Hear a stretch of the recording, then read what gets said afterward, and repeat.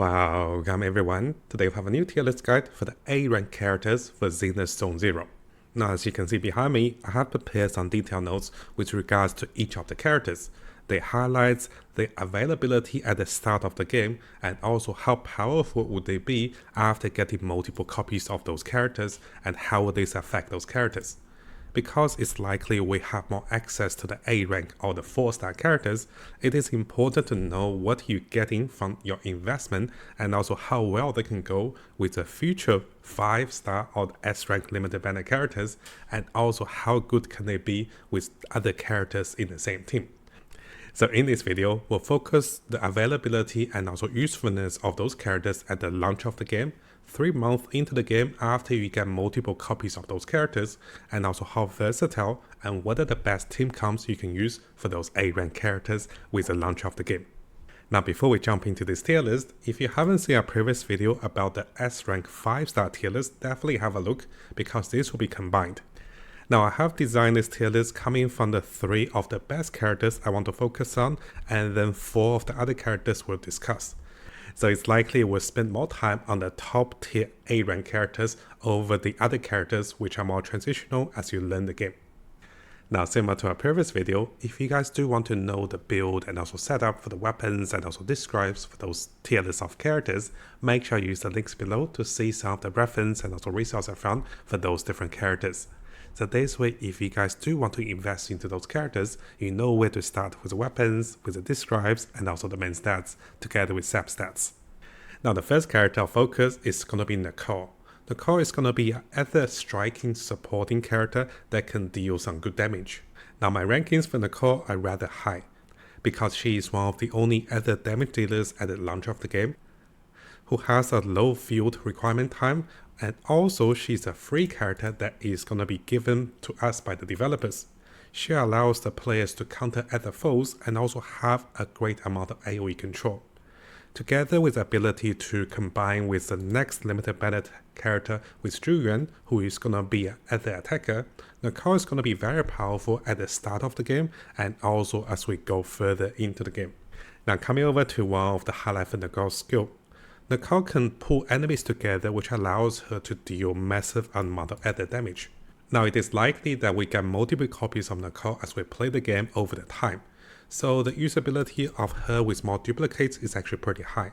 She'll be providing the team with bonus energy recovery and also lower the enemy's anomaly resistance. So coming over to her talents or the constellations. So as we can see, at second copies of her, she will be increasing energy generation. And at the final copy of her, she will be able to reduce the enemy's anomaly resistance, which can be very powerful because this stack up to 20 times, which is up to 50% resistance reduction to increase the damage of your team. So my overall ranking for Nicole is going to be A+ rank, and she can be very powerful with the next limited banner character. And if you guys do have her, keep her around, and if you get lucky with a new limited banner character for Zhu, this can be a very powerful team that deals tons of damage. Now our next character of focus is going to be Soukaku. Soukaku is going to be one of the ice character support that is going to be great with Ellen and also Lycan. As the supporting character, I'll rank her as an A rank character at launch of the game simply because she seems to have a longer animation and requires a longer field time compared to other supporting characters. Now, in order to understand Soukaku, if you have played Genshin Impact, she feels like an ice Bennett, which means the higher damage she has, the more percentage of attack bonus she can give to the rest of her team.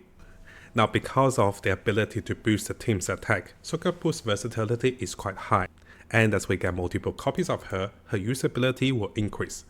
So let's briefly come over to her talents and also constellations to see what happens with multiple copies. She'll be able to reduce enemies' ice resistance, and then she'll be able to grant additional energy, together with abilities to have even more attack bonus for the team, and also to have multiple increase of attack counts of her buffed attack, which will enable the team to do even more damage. So having additional copies of Soukaku seems to be one of the, the stronger version of an A rank character that will be supporting limited banner character like Ellen, Lycan, and makes a really powerful ice team at the launch of the game. And because at the launch of the game, Ellen and also Lycan are gonna be some of the strongest Meta Ice characters, Soukaku's usability is actually gonna be pretty high. I probably should give her A+ at the launch of the game as well. So she is gonna be a very powerful ice supporting character that enables your team to do even more damage in combat. And my overall ranking for her is gonna be A+ rank. Now our third character of focus for the A rank characters is gonna be Ben. Ben is gonna be a fire striker defensive character that is also in the rate up banners with Ellen. So likely you'll be getting 1 or 2 copies of Ben, and if you guys are wondering if he's good, he's gonna be one of the incredible A rank characters. Now because Ben is gonna be the only defensive character at the launch of the game, he provides damage reduction and also shielding for your entire party. And this allows you to have reduced damage taken or mitigate some of the damage. Ben can also lower the foe's damage as you get more copies of him at the first copy. Ben can also provide the team with increased critical rate and also keeps us alive, which means there's a lot of versatility. If you are alive, you're dealing more damage, right? Now because the defensiveness and also the damage reduction coming from Ben, he can work with any of the teams. But ideally, if you're running a DPS team with Soldier 11 and also Codia, who are also fire characters, he can deal even more damage and also become even more beneficial for the team. Now briefly going over to the talents of Ben, you can see at 1 copy of Ben, he will reduce the enemy's attack by 30% for 15 seconds. He can also deal additional damage based on his defense, and also even higher damage as Ben casts his abilities, he counters and also blocks enemies.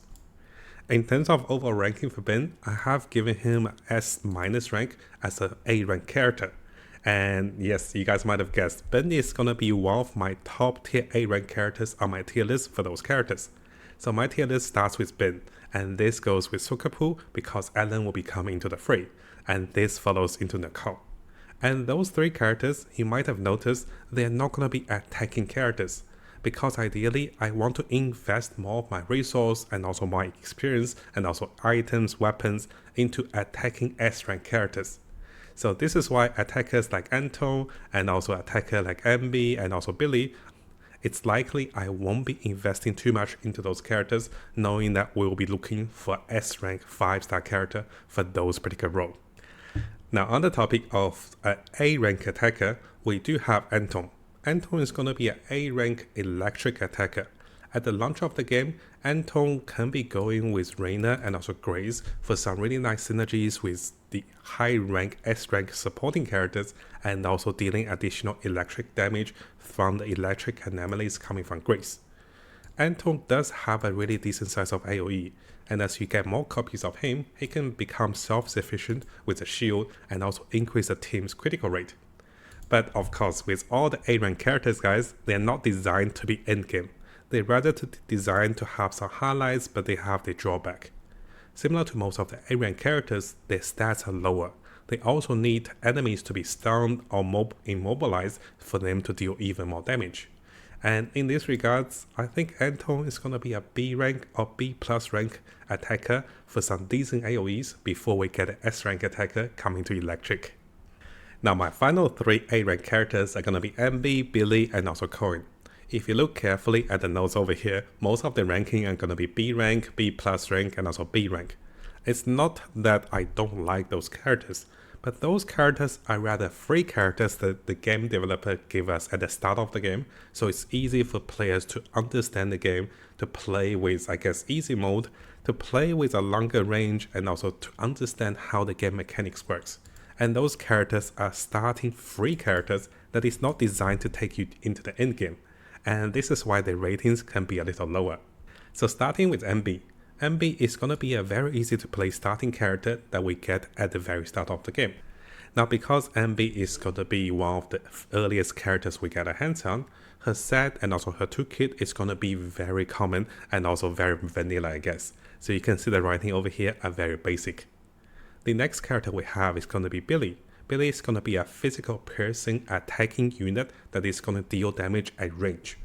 It is actually a very big positive to deal damage at range because this allows the players to avoid a lot of the boss mechanics and also AoE damage at the start of the game. Before we understand how to dodge and also counter, Billy can be a really good character to get our hands on. and also to understand the mechanics of the game with this free character. Compared to Anby over here, because Billy is going to be a range character, I think I might play with him a little longer before I get my summons and also before I get my S rank characters and also focus my investment onto other characters. For characters like Anby, Billy and also Corin, I don't recommend investing over them after level 20 or after level 30, which will make a video to talk about the mistakes to avoid for those characters that can be a trap if you invest too much in the early game. Now the final character we have is going to be Corin. Corin is also one of the rate up limited banner characters that will be coming with a rate up banner for Ellen at the launch of the game. Together with Ben and also Ellen, those characters have a greater rate of acquiring those characters. The downside for Corin is that she is going to be a physical attacking character that requires a longer field time. And as an A rank character, you don't really want to invest too much resource into her. Now, similar to most of the other attackers, she needs foes to be stunned and also immobilized to deal even more damage. And the lacking of additional physical damage support on anomaly characters can be her shortfall.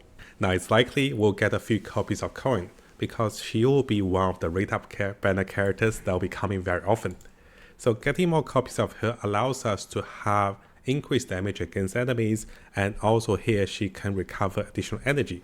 Together with the ability to reduce enemies' physical resistance, it is possible to run her as additional assistance towards your physical teams. And this can be good on a physical damage team for Nicole or other characters that's coming in the future. But overall, I don't think her ability is gonna shine that much compared to the other 4-star characters.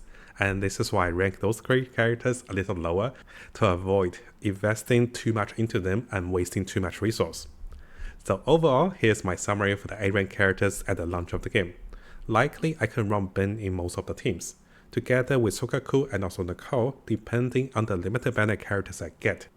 And those are gonna be the A rank characters I plan to take to level 30 or level 40 at the launch of the game.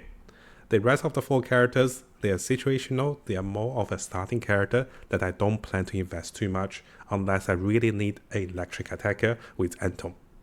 Now of course guys, I will be making a combined tier list coming from the A rank characters and also the S rank characters at the launch of the game as we test more of those characters and also as we see the change of stats and also passives at the launch of the game. So let me know in the comments below, what do you guys think about those characters and which of the 4-star characters you'll be going for at the launch of the game, whether for their design and also for their abilities.